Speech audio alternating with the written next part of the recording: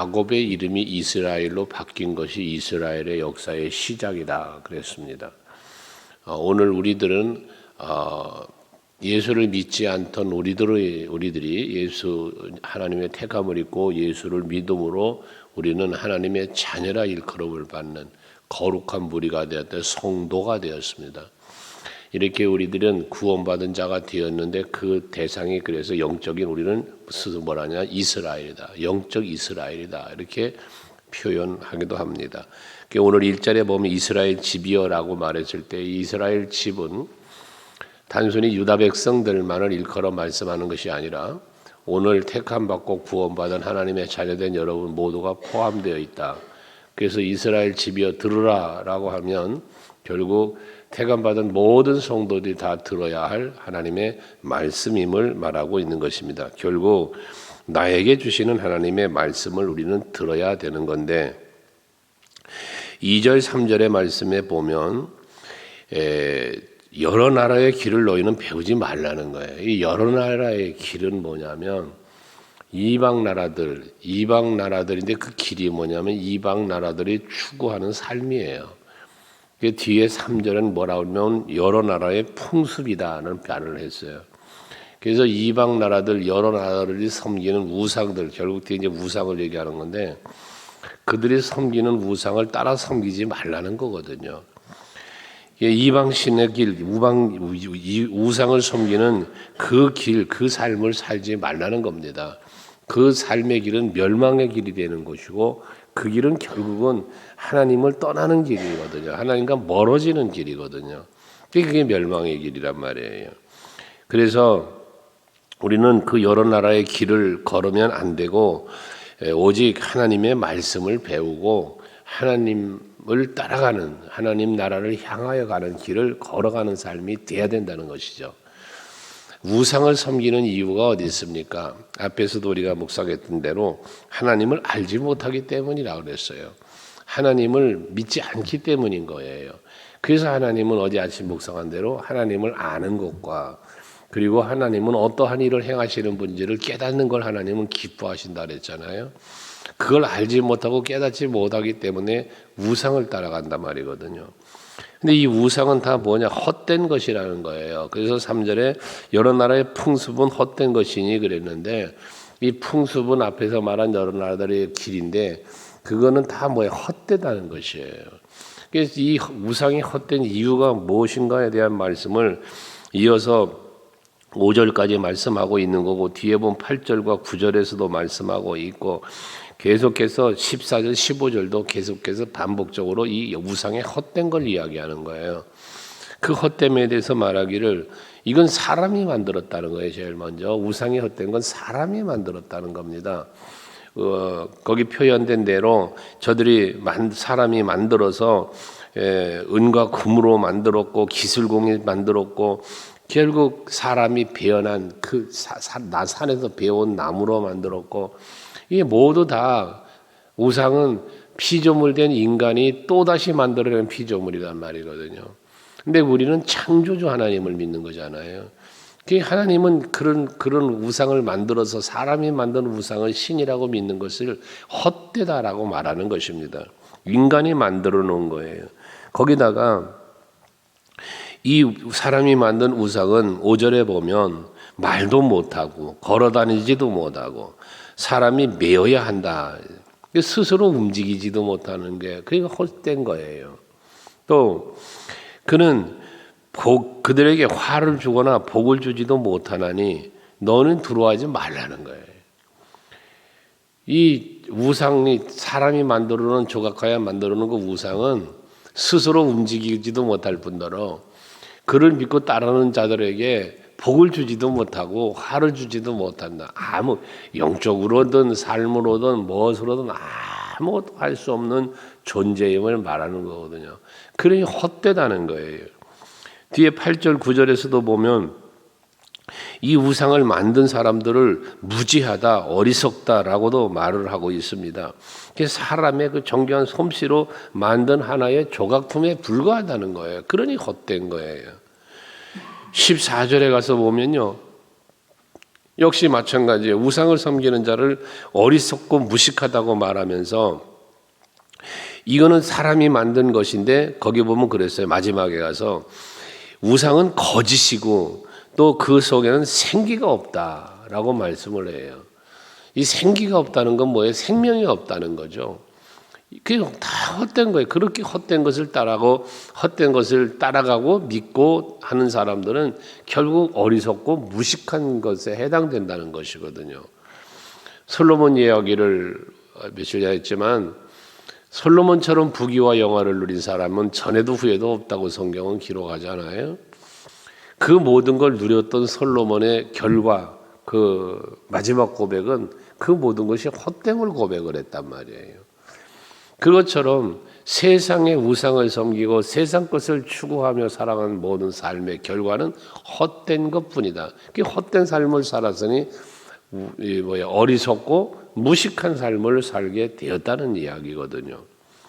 이들을 두려워하지도 말고 이들을 따라가지도 말라고 말씀을 하시면서 6절에 보면 여호와여 주와 같으니 없나이다. 주는 크시니 주의 이름이 그의 권능으로 말미암아 크십니다. 라고 말씀을 해요. 오직 우리의 구원자, 우리에게 복을 주시고 때로는 화를 주실 수 있는 모든 주권과 권능을 가지신 이는 오직 여호와밖에 없다는 거예요. 그러니 우리의 구원도 우리에게 은혜를 주실 분도 여러분 기도의 제목 삼고 있는 모든 기도를 들어 응답을 하여 주실 분도 오직 여호와 한 분이시라는 거예요. 그 유일하신 하나님을 우리가 말씀하는 거 아닙니까?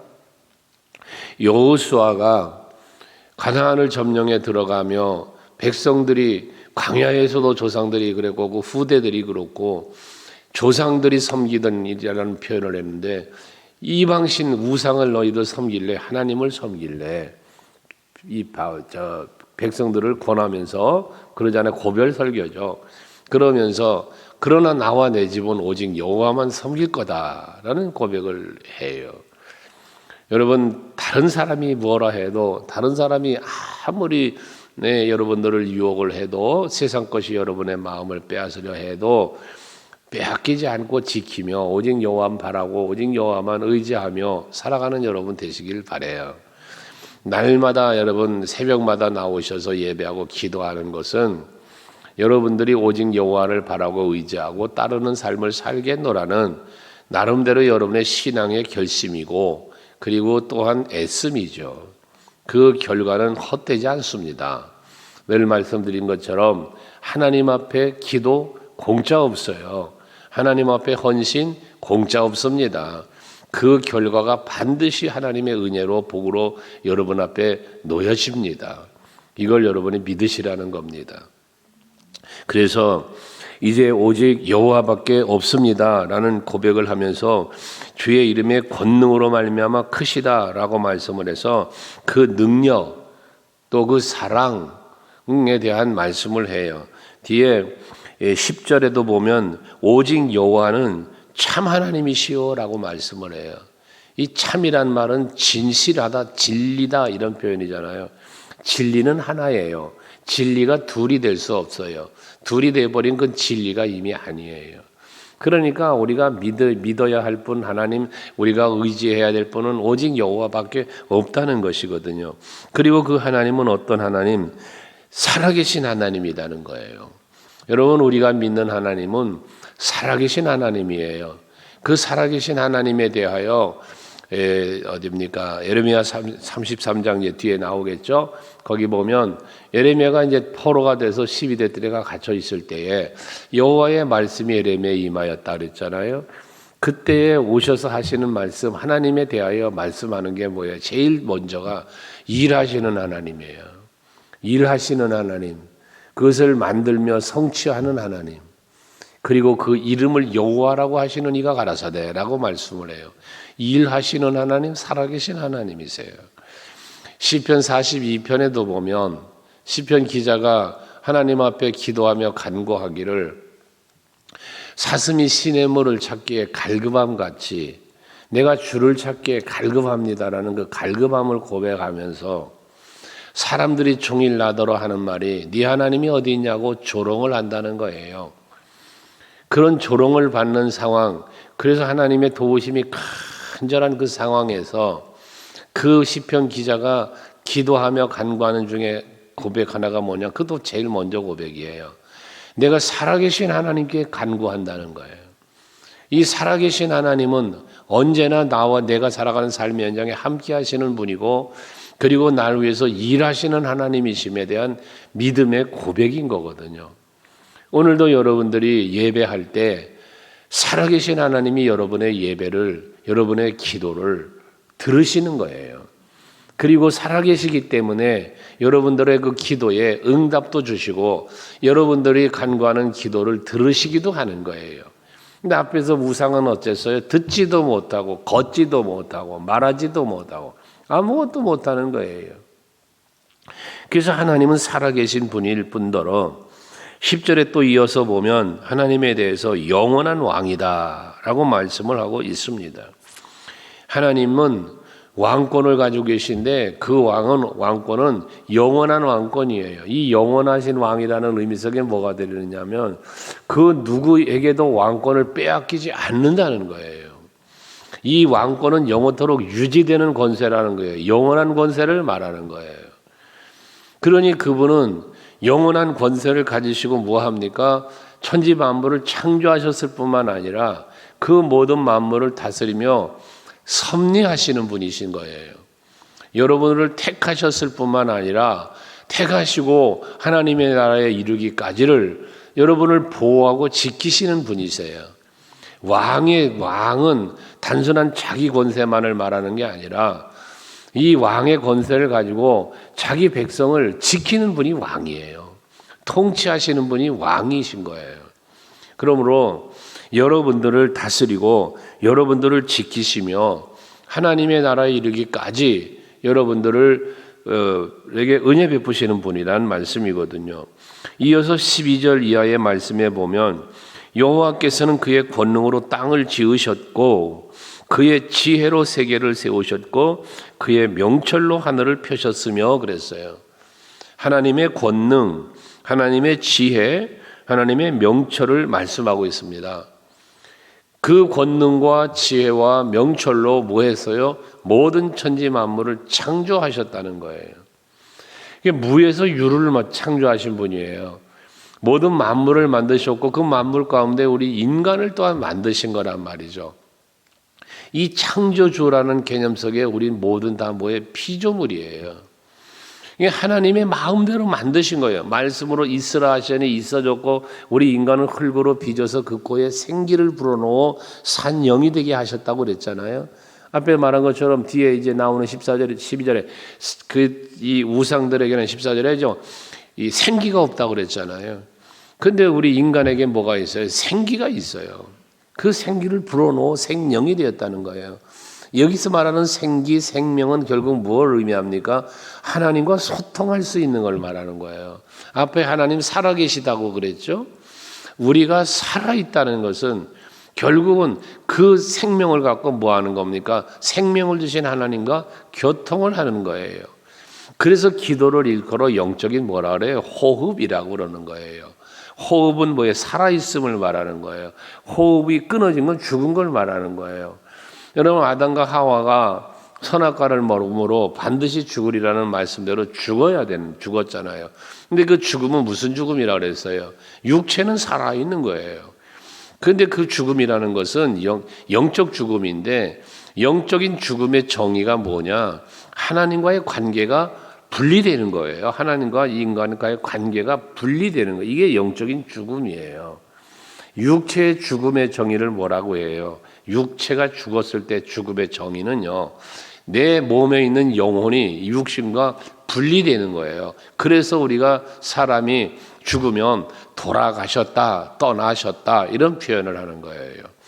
그 몸은 거기 있는데 뭐가 떠났고 뭐가 돌아갔어요? 그 몸을 다스리던 영혼이 떠나가는 거예요. 영혼이 돌아가는 거예요. 이걸 육체의 죽음이라는 거예요. 육체의 죽음의 정의를 그래서 영혼과 육체가 분리됐다 이렇게 말한다는 말이죠. 그럼 영혼의 죽음은 뭐냐? 생명의 주체, 생명의 주관자가 되시는 하나님과 우리 이 흙덩어리인 인간이 분리되는 걸 죽음이다 그러는 거예요. 그래서 아담과 하와에게 너 선악과면 반드시 죽으리라. 근데 그들이 살아있지만 죽었다는 건 뭐냐? 하나님과의 관계가 분리된 거예요. 단절되어진 상태를 말하는 거예요. 그래서 이 단절되어진 영적인 죽음의 상태에 있는 우리 인간을 하나님은 다시 살리시려고 뭐였어요? 이 관계를 연 거예요. 관계. 이게 다시 사는 거예요. 이 관계를 여는 일을 무엇으로 했어요? 예수 십자가로 했다고요. 예수님이 십자가의 죽으심으로 하나님과의 관계를 가로막고 있는 죄의 문제를 해결해 버리니까 죄 사함 받은 성도는 죄를 사함 받는 순간 하나님과의 막힌 담이 무너지고 관계가 열려지게 되었다는 말씀이에요. 이것이 하나님의 사랑이고 십자가의 은혜라고 우리가 고백하고 믿는 거 아닙니까? 그래서 이처럼 하나님은 우리를 권능으로 지으셨고 지혜로 세우시고 명철로 하늘을 펴셨다고 그랬는데 그 다음에 13절에 보면 그 목소리를 내신즉 하늘에서 많은 물이 생기나니 그 땅끝에서 구름이 오르게 하시며 비를 위하여 번개치게 하시고 그 고을간에 바람이 내신다. 이게 다 뭔 얘기예요? 모든 하나님이 지으신 창조물들을 하나님은 섭리하시는 거예요. 섭리. 요엘서도 말씀하시고 성경에 말씀하는 것 중에 그러잖아요. 하나님은 이른 비와 늦은 비를 적당한 때에 적절하게 주신다 그래요. 이걸 하나님이 베푸신 은혜와 복으로 표현하셨어요. 적당한 때에 적절하게. 이게 하나님이 하시는 일이란 말이에요. 시편 1편 3절에 보면 복 있는 사람이 받는 복에 대하여 말하기를 그는 시냇가에 심기온 나무가 철을 따라 열매를 맺음처럼 그 잎사귀가 마르지 아니함 같다라는 말씀을 하시죠. 이게 하나님이 섭리 속에 주시는 복이에요. 시냇가에 심기온 나무 무엇을 먹을까 마실까 염려하지 않도록 복 주심을 말하는 거고 철을 따라 열매를 맺는다는 것은 필요한 때에 필요한 것을 주시는 하나님의 은혜와 복을 말씀하는 거예요. 그리고 잎사귀가 영원히 마르지 않는다. 주신 은혜와 이 복이 영원토록 누리게 되어짐을 말씀하는 복이에요. 그러니까 시편 1편 3절의 복은 우리 하나님을 믿고 하나님의 말씀을 즐거워하며 주야로 묵상하면서 그 뜻 안에서 말씀 안에서 사는 성도가 받는 복이거든요. 이게 여러분이 누리는 복이어야 되는 거예요. 그러려니까 우리가 어찌해야 됩니까? 그렇게 나의 모든 삶의 현장에서 날 위하여 일하시고 섭리하시는 살아계신 하나님을 우리는 온전히 믿고 오직 유일하신 하나님, 그 하나님을 믿고 살아야 된다는 거죠. 그리할 때에 그게 뭐 오직이라는 말씀이 거기 시편 1편 2절에 나오잖아요. 복 있는 사람은 악인의 길을 따르지 않고 죄인의 길도 서지 않고 오만한 자의 자리에 앉지도 않고 오직 여호와의 율법을 즐거워하여 그 율법을 주야로 묵상하는 자로다. 이 오직이라는 말씀이 나와요. 성경에 보면 이 오직이라는 말씀들이 여러 차례 나오잖아요. 여기저기 많이 나오는데 이건 뭐냐면 세상의 사람들과 복이 있는 사람은 복을 못 받는 사람과 달라야 되는 걸 말하는 거예요. 디모데전서 6장 11절에 보면 오직 너 하나님의 사람아 라고 말하잖아요. 거기서 말하는 오직이라는 말은 영어 성경으로 말하면 밭이에요. 그러나 라는 뜻을 갖고 있는 거예요. 그래서 다른 복음을 자랑하고 돈을 사랑하고 이러는 사람들이 있는데 그건 일만하게 뿌린데 그러나 너는 그런 말이에요. 그러나 오직 너 하나님의 사람아 디모데를 권하면서 오직 너라는 그 오직이란 말은 그렇지만 너는 그 말이거든요. 창세기 6장에도 보면 홍수의 심판의 때에 세상이 하나님 진멸하시려고 할 때 그러나 노아는 하나님께 은혜를 입었더라라고 하잖아요. 그러나라는 말을 거기다 써요. 이 성경 첫째에 보면 그런 말씀이 나오는데 이건 뭐냐? 구별된 걸 말하는 거예요. 그러니까 여러분들은 믿지 않는 자들과 여러분들은 달라야 된다는 거거든요. 무엇이 달라야 할까요? 오직 하나님을 믿는 믿음이 달라야 되는 거예요. 하나님을 의지함이 달라야 되고 하나님을 따름이 달라야 되는 거예요. 그래서 이스라엘 집이여 들어라. 너희는 여러 나라의 길을 가지 마라. 배우지 말아라. 이거 풍습 따라가지 말아라. 라는 거고 오직 유일하신 하나님, 창조주 하나님, 모든 만물을 섭리하신 하나님, 살아 역사하시며 너를 돕는 하나님을 믿고 따르라고 말씀을 하고 있는 것입니다. 마지막 16절에는 야곱의 분깃은 이같지 아니하니 그랬어요. 여기 이같지 않다는 건 뭐예요? 우상을 만들어서 생기가 없는 그 우상, 망령된 것, 멸망당할 것, 이걸 말하는 거거든요. 그러니까 이스라엘의 분깃은, 야곱의 분깃은 이런 것들이 아니라는 거예요. 망할 것, 없어질 것, 이거 아니라는 거예요. 그러면서 그런 만물의 조성자요 이스라엘은 그의 기업의 지파라, 그 이름 만군의 여호와시다 그랬어요. 하나님 앞에 택함 받은 이스라엘 백성들은 저들의 기업은 뭡니까? 우리 찬송가 중에 나의 영원하신 기업이라는 찬송을 하지만 우리의 영원한 기업, 하나님이 우리에게 주신 영원한 기업은 가나안이에요. 영원한 하나님의 나라입니다. 그러므로 우리는 나에게 주어진 영원한 기업은 이 세상에 있지 않아요, 여러분. 여러분에게 주어진 영원한 기업은 하나님 나라에 있어요. 여기에 말한 이스라엘은 그의 기업의 지파라라고 말을 했고 그 만군의 여호와야 그 이름을 한 것은 바로 그거예요. 이 하나님은 우리는 하나님의 기업의 지파예요. 그러니까 우리 모두는 하나님의 기업이 되어 있고 그 하나님이 통치하고 하나님이 다스리는 모든 나라가 우리의 기업이 되는 거예요. 그러니 그 나라가 어떤 나라? 물론 세상 모든 만물을 만드셨고 섭리하시니 그 나라도 하나님 나라지만 우리에게는 그 나라가 아닌 영원한 나라가 있다. 그래서 예수께서는 그 나라에 우리가 거할 거처를 예배하러 가신다고 했고 예비되면 여러분 영접하러 온다고 요한복음 14장에서 말씀하잖아요. 그래서 여러분들이 세상에 소망을 두고 살지 말고 영원한 하나님의 나라의 소망을 두고 살아야 되는 이유가 바로 거기에 있는 것입니다. 그렇다고 세상에서 염세주의적인 삶을 살라는 얘기가 아니에요. 우리는 세상 살면서도 소망적인 삶을 살아야죠. 왜? 믿음을 갖고 사니까요.